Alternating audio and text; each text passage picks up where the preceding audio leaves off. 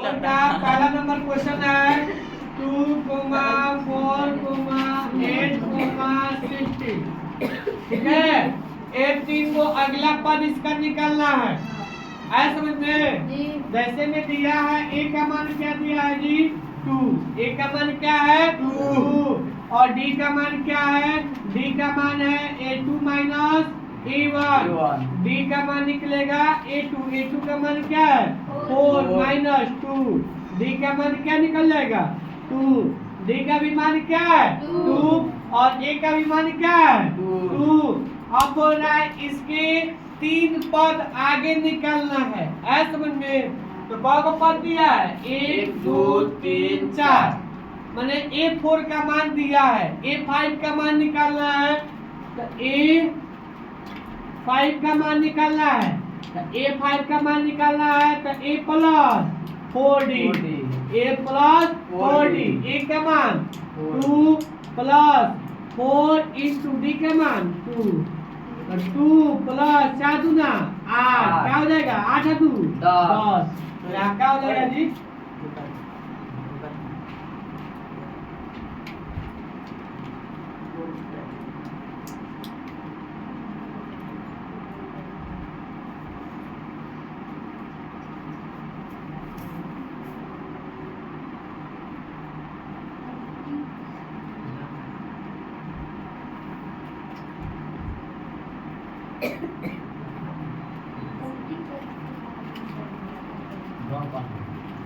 यहाँ से d का मान निकालते हैं, d इक्वल टू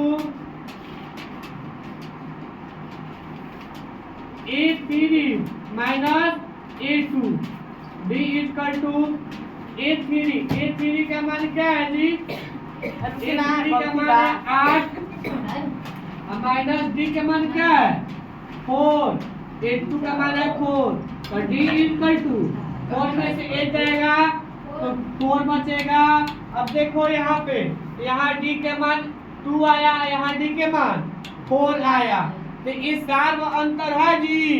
नहीं है, दोनों में d का मान क्या आ रहा है सेम नहीं आ रहा है, सेम क्या आ रहा है जी नहीं आ रहा है, अलग अलग आ रहा है।